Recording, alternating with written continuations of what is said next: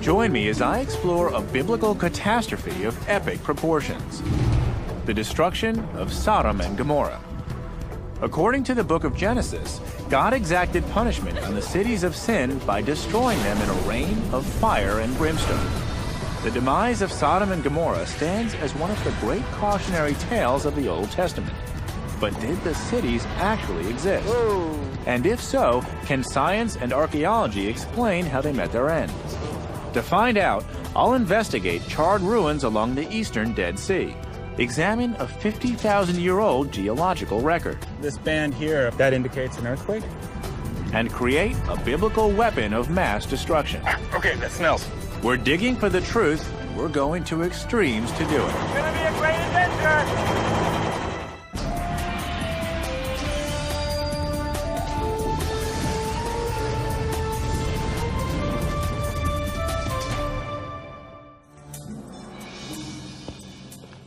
Hi, I'm Josh Bernstein. I'm at Jordan's most famous archaeological site, Petra. Isn't that spectacular? But I haven't come here to Jordan to explore a site celebrated for its beauty, but to learn about two sites destroyed for their wickedness: Sodom and Gomorrah.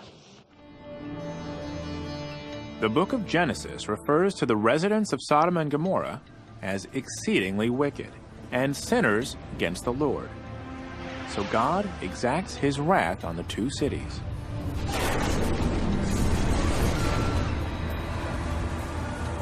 Only one man escapes the destruction of Sodom and Gomorrah: Lot, the nephew of the biblical patriarch Abraham. God allows Lot, his wife, and his two daughters to flee the cities on one condition: they must never look back.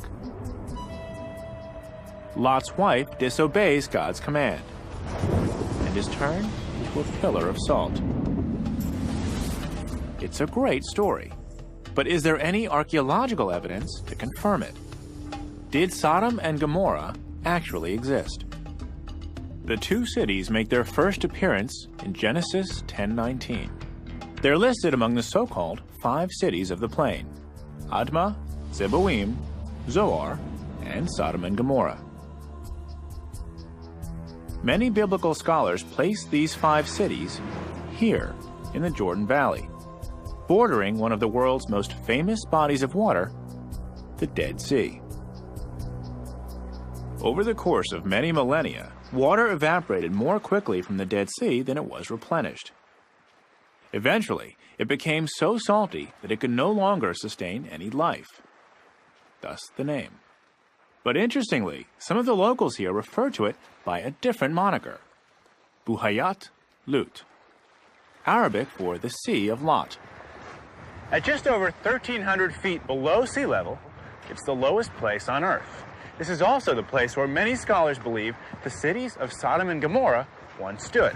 Some believe they were on the western side in modern-day Israel. Others believe they were here on the eastern side in Jordan. And still others believe that the cities are actually beneath the very waters, the Dead Sea itself. In order to narrow my search, I've contacted Jordanian scholar Rami Houri.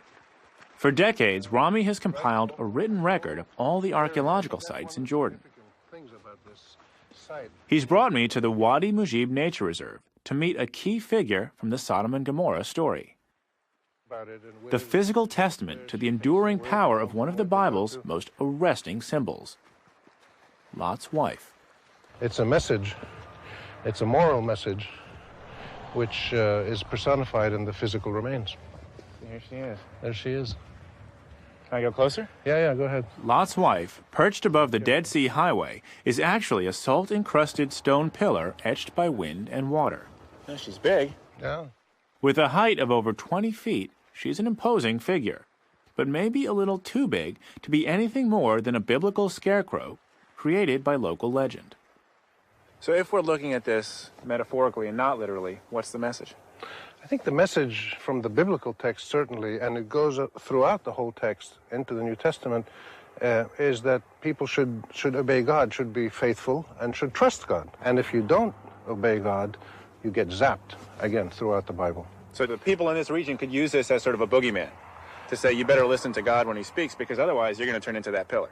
That's right. I think that's the aim of the story, and of course many stories in the Bible are like this. The interesting question is, well, when did these stories first originate? When did these narratives first become institutionalized in the values and the memories of its society? Rami explains the Bible was written as much as 1,500 years after the events of Sodom and Gomorrah supposedly took place. He says the Genesis account was likely passed down through centuries-old oral tradition, and then later transcribed into the written word. These stories, these narratives, are based on facts that we can prove in many cases: geological facts, geographical facts, chronological facts, and historical facts. So there actually could have been a Sodom and Gomorrah. I think there were cities that were destroyed. You will certainly find sites where the archaeological evidence synchronizes rather compellingly with the biblical evidence. Many accept the Bible as the Word of God, unquestionable fact. But archaeology seeks physical proof, and Rami says there's plenty of things he wants to show me. Our first stop, the small city of Madaba, some 30 miles away, just south of the capital city of Jordan, Amman. He's taking me to see an ancient mosaic, one that contains clues to the precise location of the 5 cities of the plain. Madaba itself is world-renowned for the decorative stone floor mosaics that fill the Greek Byzantine churches. Byzantine originally at the bottom and then rebuilt in the 19th century. During the construction of the Greek Orthodox Church of St. George, the builders found a 6th century mosaic embedded in the floor of this house of worship. And as they're rebuilding it as a church, they discovered this extraordinary mosaic map of the Holy Land. Rami says over 11,000 man-hours went into creating this 900-square-foot mosaic, and that the floor was originally composed of 2.3 million pieces of colored stone. This is where? I can't read any of this. Well, when you look at it from here, this is Jerusalem, walled city of Jerusalem. Okay. You have the Jordan River with the fish going up and down. Okay. You can see the Dead Sea with the 2 boats. Amazingly, the mosaic's key cities line up closely with their modern counterparts when positioned within a 21st century map, like Jerusalem, Jericho, and the Jordanian fortress at Kerak. The apparent accuracy of the Madaba map has convinced Rami that the cities of the plain, including Sodom and Gomorrah, once stood on the Jordanian side of the Dead Sea. There are Sodom and Gomorrah on this map? Well, not completely, but let me take you around this side and I'll show you. Okay. Here's what you want to see. Balak, or something This like is that. Bela or Zoar. Remember the cities, the names of the 5 cities? Oh, here, Zoara. Yeah. Rami points to a church just east of Zoar with a different inscription. Okay, so this, what is this here? To Agio El. To Saint El or to the Holy El. L. The letter L. Lot, maybe? We think that L means Lot. Unfortunately, the rest of the word is missing. But when you're tracking down the story of Lot, at least it's a start. But we do have Zoar, one of the 5 cities of the plain, and the mountains where Lot and his daughters took refuge. But this is encouraging that one of the cities of the plain is here. Right. So if I were looking for Sodom and Gomorrah or the other cities of the plain, I want to be here, southeast corner of the Dead Sea. That's cool. All right, that's where I'm going. I've come to the kingdom of Jordan in search of Sodom and Gomorrah, the twin cities that the Bible claims were destroyed by God because of their sins. In Genesis, Sodom and Gomorrah are identified as 2 of the 5 cities of the plain. Now, thanks to a 1,400-year-old map, I've identified the location of a 3rd, Zoar. On the same map, right next to Zoar, I was shown the image of an ancient monastery. Could this church hold further clues about the infamous Sin Cities? To find out, I need to go on a 50-mile journey south from the city of Madaba, to where one archaeologist believes he's found the ruins of the church shown on the Madaba map. The Jordanian army has agreed to give us a ride in one of their Hueys. Okay. And they're strapping me into my harness. And then, yeah, thank you. So they can buckle me into the helicopter. Good? Don't worry. All right? All right. Shukran. Joining me for the trip is British Museum archaeologist Konstantinos Politis. In 1987, Konstantinos first began excavating outside the town of Safi, thought to be ancient Zoar. It wasn't easy. Daytime temperatures there can exceed 130 degrees Fahrenheit. But after 8 long years of digging, he managed to uncover the ruins of the ancient church we're going to see. And here it is. It's exactly where the Madaba map placed it. Sitting on a sheer cliff and facing out towards the southeastern edge of the Dead Sea. Yeah, I know, we're gonna go down now. From the chopper, we get a bird's eye view of the entire site. It's spectacular. But why would anyone have built this church in such an inaccessible and rocky place? Our helicopter can't set down on top of the mountain, so we land at its base, nearly 500 feet below the archaeological site.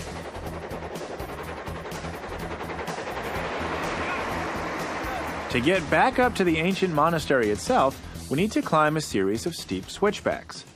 Stone steps carved into the side of the rocky mountain. Konstantinos tells me the mosaic map at Madaba had intrigued him for years. Here. Yeah. So when you first started excavating this site, it all looked like random hillside here. Oh yeah, just like you see on the side of this hill. It's all covered. Nothing was there. Finding hard evidence for the existence of the church in the mosaic was the first of many discoveries at this site. Pottery. Look at this floor. Yeah, it's a beautiful mosaic, but let me show you something. I've got something special here. What is really important is this inscription here. Now, I know you can't see it very well. Konstantinos shows me an ancient tablet. You'll see how the letters come to life. The stone face has been weathered by time. But with a quick splash of water, the inscription comes into view. Oh, wow.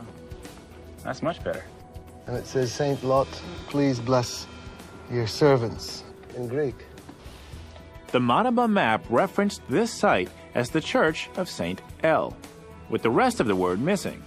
According to the mosaic, Konstantinos believes his discovery proves that this was, in fact, the Church of Saint Lot, a place dedicated to the nephew of Abraham. The date. If you look down here, this is a beautiful Greek inscription which mentions the names of the bishop and the abbot of the monastery, but most important, the date, April 605 AD. So this place is 1,400 years old. If that sounds old, it's nothing compared to what he discovered behind a sealed doorway at the back of the church. Konstantinos believes that this cave is the very reason the monastery was built in such a challenging location. This is the entrance. Can we go in? Of course. All right. Came a long way to see this. The monks who built this place clearly went to great lengths to safeguard this cavern, and Konstantinos thinks he knows why. In Genesis 19:30, the Bible states Lot and his daughters escaped the destruction at Sodom and Gomorrah by taking refuge in a mountain cave near Zoar. Dark. Pretty dark. The monks, according to Konstantinos' theory, believed this was the cave of Lot. So this here is where the monastery ended. And then this is all the natural cave. Natural cave. We dug below the floors of the Christian church and found these walls, which are almost 5,000 years old. And look at this pottery. Well, we have pots, yes, which we found in this area. There were burials and occupation. This dates in the early Bronze Age period, almost 5,000 years ago. No one knows the exact year that Sodom and Gomorrah might have been destroyed, but biblical scholars estimate it would have been between the early and middle Bronze Ages, between 2500 and 1700 BC. And the artifacts found here prove that this cave was occupied during this same period. So I have to ask, Is this Lot's cave? Well, the Christians seem to think so because they built this church over this cave, this natural cave. But this hillside is just full of caves. I mean, just looking around the landscape outside, Yep. this place is dotted with them. Yeah, there are other caves in the area. Why did they choose this one? Yeah. Probably because there was an ancient oral tradition of that's Lot's cave up there. So when the Christians came, they decided to build this church over what was already thought of to be Lot's cave. Mm-hmm. So it's a matter of belief. They believed it. But there's no smoking gun, no single artifact confirming that the family of Lot ever sheltered here. Still, there is another way to get closer to the story of Lot, his family, and their journey to the cities of the plain. I'm going back to the biblical record to retrace the path Lot may have taken to arrive at the doomed city, Sodom. According to Genesis 13, Lot and his uncle Abraham share land in Bethel, within modern-day Israel. But Lot decides to move his family and belongings southeast into the Jordan Valley to expand his domain and provide ample room for his herds to grow. Genesis 13:12. Lot settled in the cities of the plain and moved his tents as far as Sodom. But the question is, where is Sodom? In order to pick up Lot's trail, I've contacted some Jordanian guides familiar with the territory. According to them, we're now close to the point where Lot may have entered Jordan some 4,000 years ago. Back in the day, they would have taken donkeys. But this way is much more fun. Yalla. Scholars believe camels were introduced into the Jordan Valley several centuries after the time of Lot. But apart from the camels, Lot would be surprised to see this once fertile plain as a rocky desert today. According to Genesis, this was once a lush and inviting land, like the garden of the Lord. But despite this beautiful setting, Lot may have been suffering culture shock. The early Bronze Age was a time of rapid change in ancient Jordan. The first cities were beginning to appear. It would have been an alien culture for a tent-dwelling shepherd like Lot. My guides tell me that tonight we'll join a local Bedouin tribe and pitch our tent near the very spot where many locals and scholars believe the biblical Sodom once stood. Josh. Yes, Josh. Nice to meet you. You're welcome. Thank you. The Bedouin preserve a way of life that's changed little since the time when the biblical Lot would have erected his tent outside Sodom. Mm-hmm. Okay, you just tell me what to do and I'll do it. All right, sir. But yeah, I will help give it a shot. Like Lot, the Bedouin people are shepherds. For millennia, these nomads have rejected city living. Even today, they continue to move their herds of sheep and goats across the open desert landscape. Their trademark tents are made of woven goat hair blankets. They use carpets and wool pillows for bedding. And what's the difference between the rooms? Well, it's not different. Okay. It's no difference. One for the women and two for romance. One we used for sleep, and the other is open for the guests when they're coming in the night to have sittings, talkings, stories with all of the people. These tents have hardly changed since the time of Lot, when the Bible states he and his family made camp outside Sodom. Together, we build a fire for warmth before bedding down for the night. So we've been here for several hours. Some of the guys are sleeping, some are chatting. It's definitely a magical evening. I'm here in the valley, Jordan Valley, with the Dead Sea just to my west, and in the distance I can see the lights of Israel. And I'm here in a Bedouin tent, which is sort of a once-in-a-lifetime opportunity to experience wandering, a stranger in a strange land. And I think that this probably has not changed at all since the time of Lot and Avram as they were making their way across Canaan. I'm in Jordan, looking for archaeological evidence behind one of the Bible's most famous tales, the story of Sodom and Gomorrah. In the ruins of a Byzantine monastery, I saw an ancient refuge that early Christians believe was the place where Lot and his daughters took shelter before God's destruction of the sin cities. I then traveled by camel to retrace the path Lot may have taken into the Jordan Valley. Now, my goal is to find evidence of the city he ultimately fled, Sodom. Thank you. Ma'as-salam. Many scholars and historians believe the best archaeological candidate for Sodom is a desert ruin called Bab edh-Dhra. To the casual eye, it looks just like any other rocky outcrop. But for Dr. Thomas Schaub, the lead archaeologist at this site, Bab edh-Dhra represents an ancient fortress, established during the early Bronze Age here in Jordan. You can see the face of the wall here has collapsed somewhat, but you have to imagine this as having a mud brick superstructure going up about 30 feet. Today, it's hard to see, but this was once a 10-acre city enclosed by these massive walls, over 23 feet wide and over 30 feet tall. Dozens of mud brick houses were stacked along the interior. At its height, Bab edh-Dhra housed and protected as much as 1,000 people. So it was quite an impressive area, but you have to use your imagination a little bit to recreate that. But we still Today, the ruin doesn't look like much. Over the past 4,300 years, many of its walls and its mud brick homes have collapsed. It's difficult to see where the city ends and the desert begins. Now, this isn't exactly the place where I'd want to build a town. There's No. nothing here. It had to be a much richer area, and from the rainfall that we can reconstruct the patterns, it was like a garden area down here. Genesis 13:10 states, Lot lifted up his eyes and saw all the valley of the Jordan, that it was well watered everywhere, like the garden of the Lord. If Bab edh-Dhra represents the biblical Sodom, it doesn't seem to match the profile. This landscape is dry and rocky, yet archaeologists are convinced that it was able to support a huge population.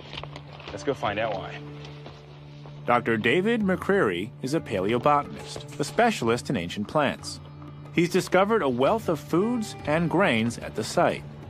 Many date back over 4,000 years, to the time when Lot would have come to the Jordan Valley. Good to meet you. Welcome to my office. Yeah, it's a nice office. To determine the fertility of this ancient site, David uses a simple process. It's called flotation. I help him by agitating the water within these two plastic tanks. We're testing a soil sample David collected earlier. It's from an ancient cooking pit here in Bab edh-Dhra.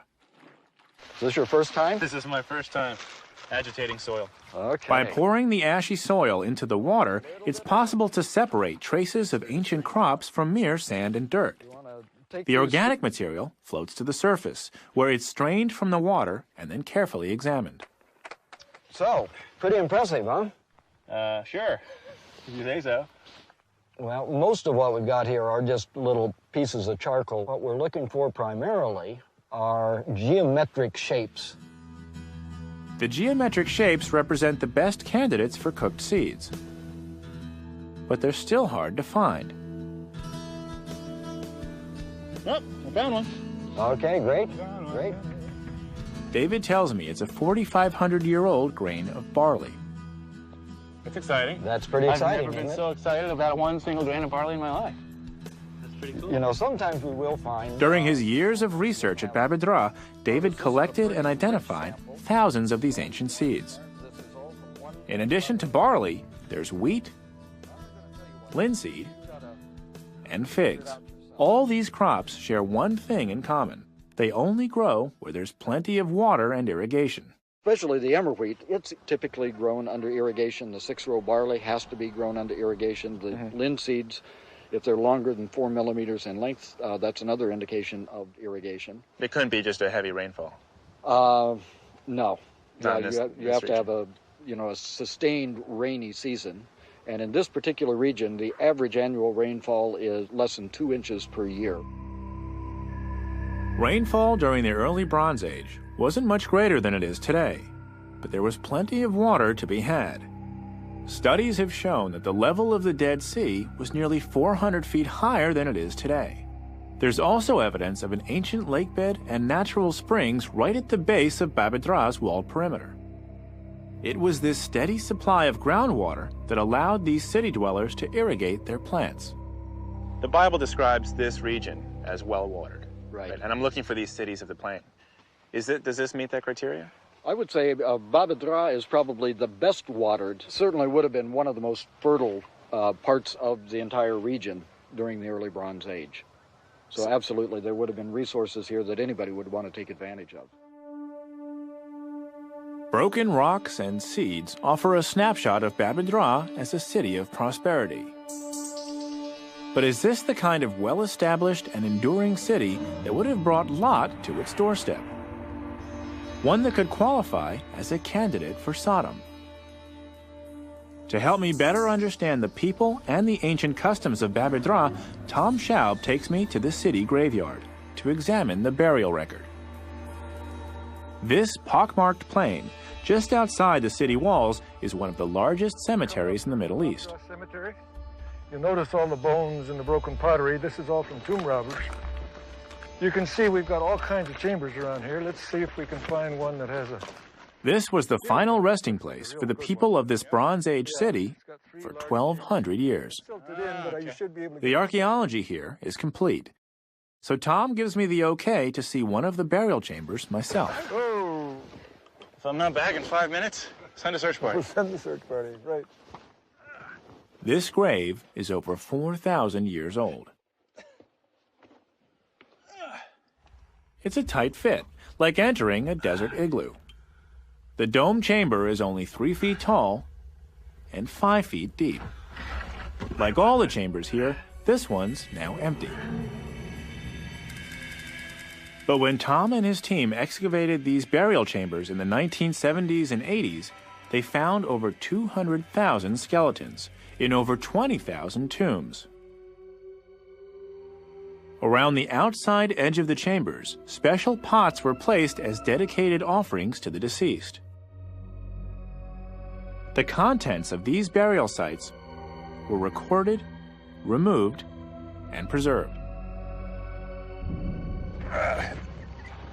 Good day for laundry. Tom has brought some of the funerary pieces from inside the burial chambers to show me. All of these pots are over 4,300 years old. The pottery, the agricultural record, the massive numbers of skeletal remains. These all point to the fact that Babedra was a sizable Bronze Age community that thrived in the Jordan Valley for centuries. A place of prosperity, a world not of tents, but of fixed homes with a food supply that was guaranteed. A city that might have attracted Lot. So if, going back to Lot's time, if he were seeking a place, and if Lot were going to a city of the plain, this could be one of them.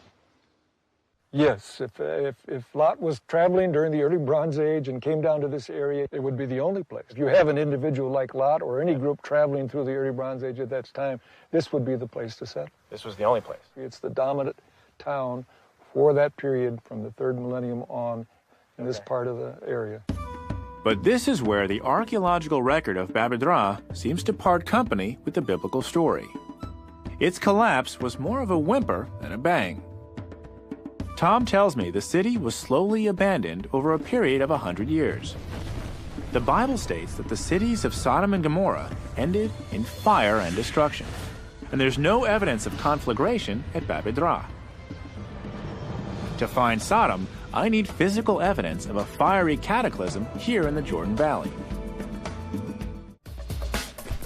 I'm following in the footsteps of Lot, nephew of the biblical patriarch Abraham, in a quest to find the infamous cities Sodom and Gomorrah. I've investigated the ruins of an early Bronze Age site, considered by some to be the biblical Sodom. I've also seen its burial ground, thought to be one of the largest in the Middle East. But this ancient city shows no evidence of being completely destroyed by fire. And the biblical description of Sodom and Gomorrah's final hours is as clear as it is apocalyptic.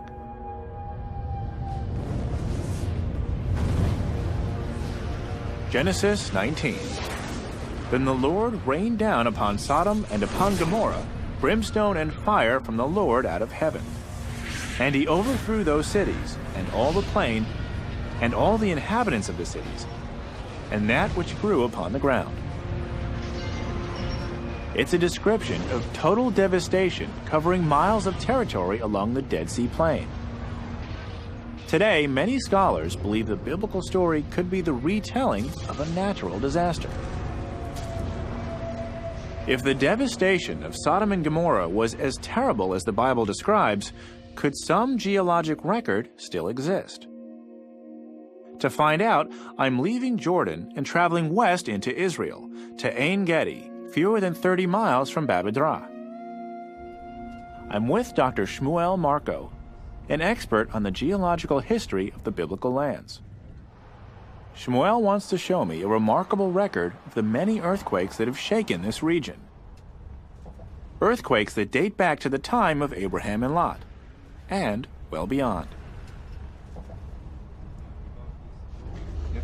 Together, we'll examine these chalky white walls in search of clues in the geological record.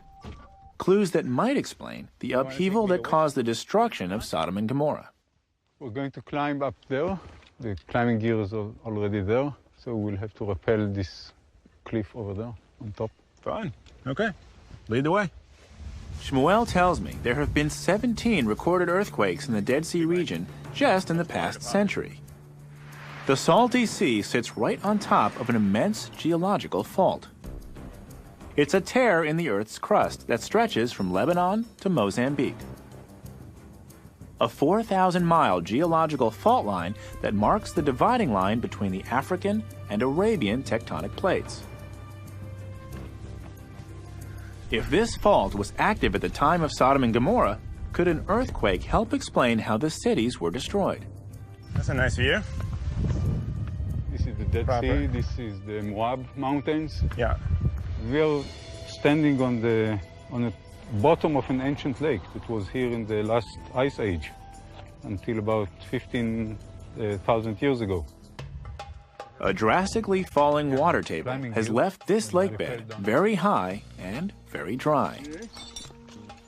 Today it stands on the edge of an arid desert gully 150 feet deep. Our plan is to rappel down the cliff's edge so Shmuel can show me the layers of sediment left behind after the lake receded. Let's go check it out.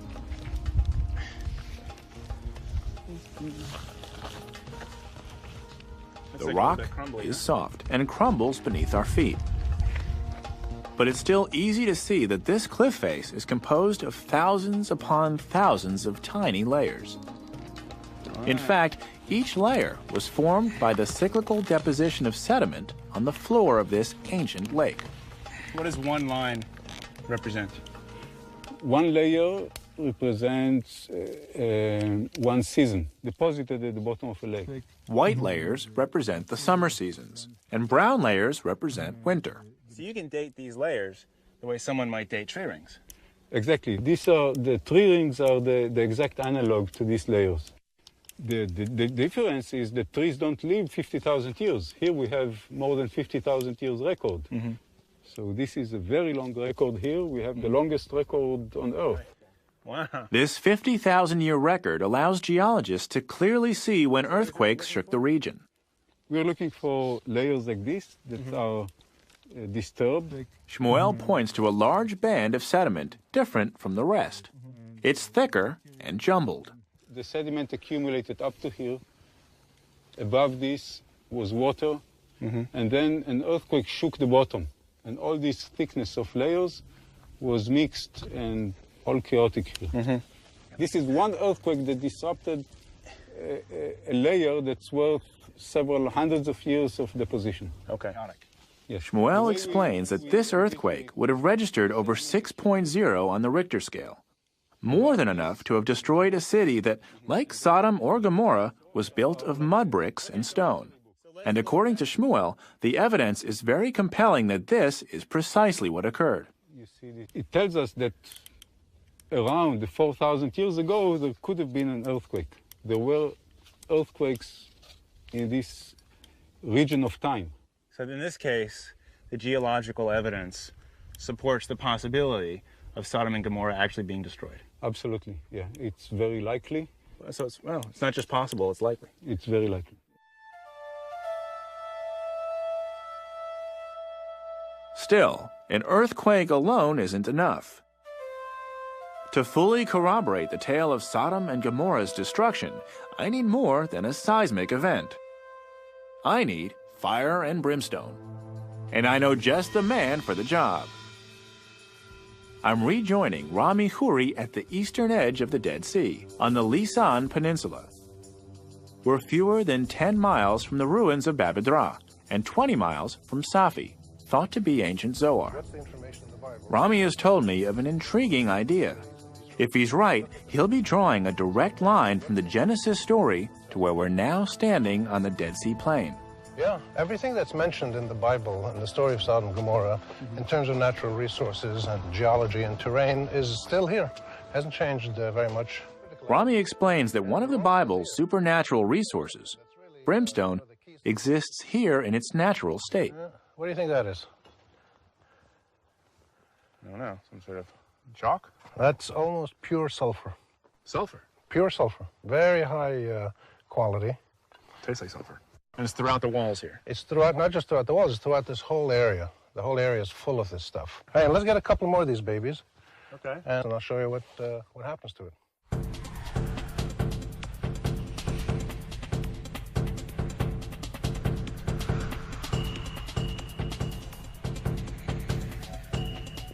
That's a nice one.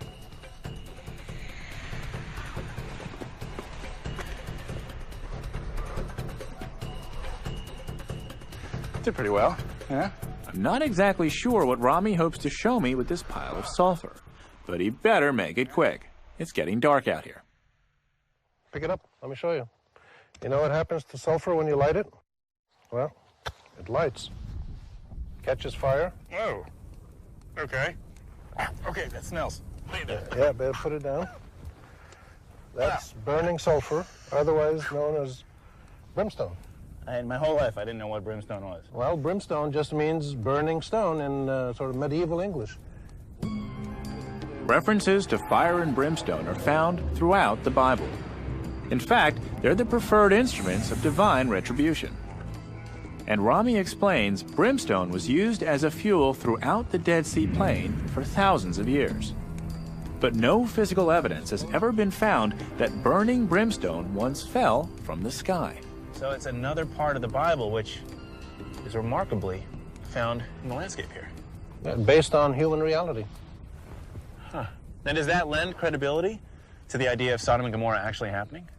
Well, it certainly makes it credible to the people in this region because they would remember something about a destruction of a city that may have happened possibly through a natural phenomenon or possibly through the intervention of God. So when they talk about fire and brimstone, this is what they're talking about.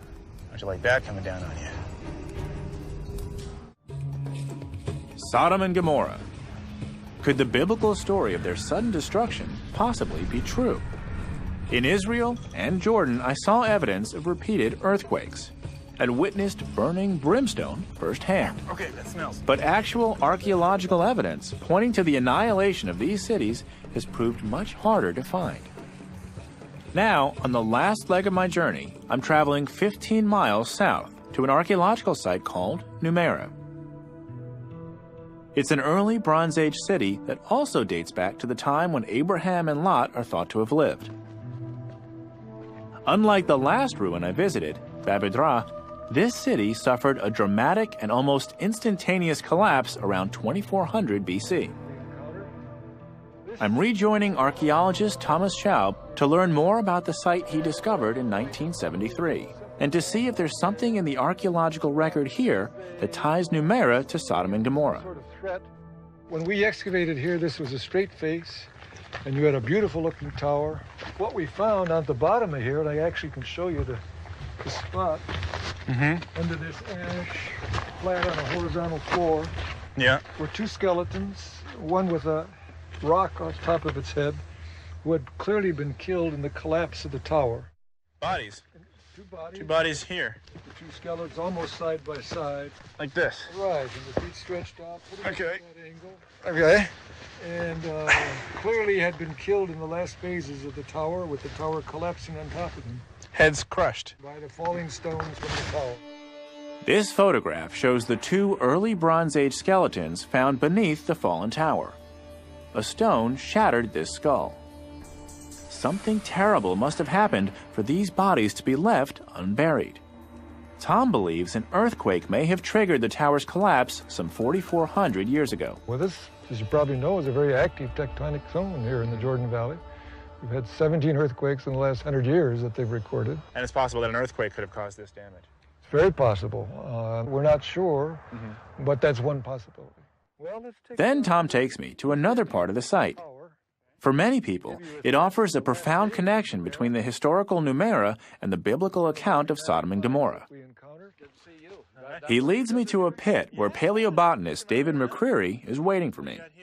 David wants to show me a remarkable series of layers in the soil, which record the final hours of Gomorrah. Exactly what's going on. What's very clear is that we've got two burn layers. A burn layer up here, you can see chunks of charcoal. Yeah. Those are probably from the wooden beams that would have supported the roofs.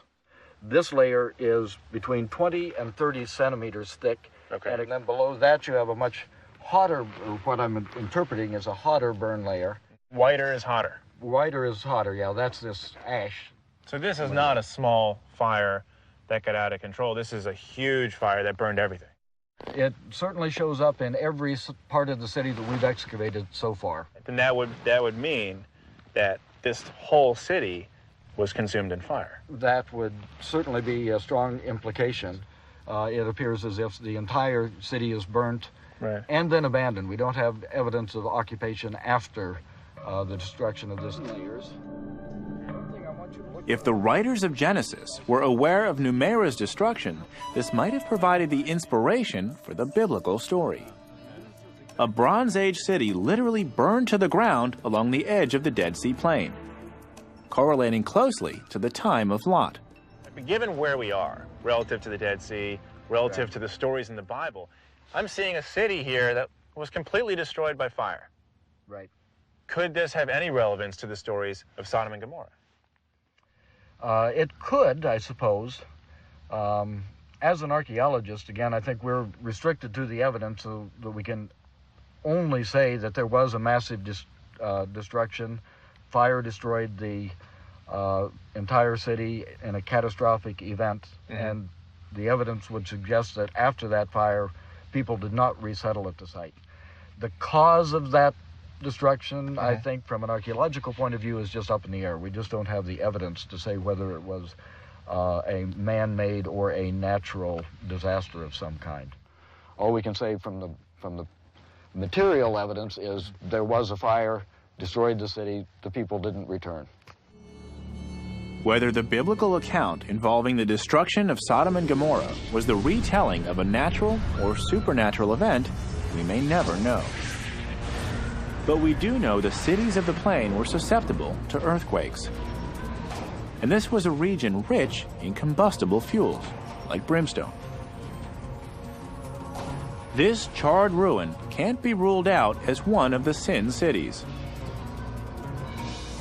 If one day archaeologists can definitively place Lot in the Dead Sea Plain during the early Bronze Age, the truth about the final locations of Sodom and Gomorrah may finally be confirmed.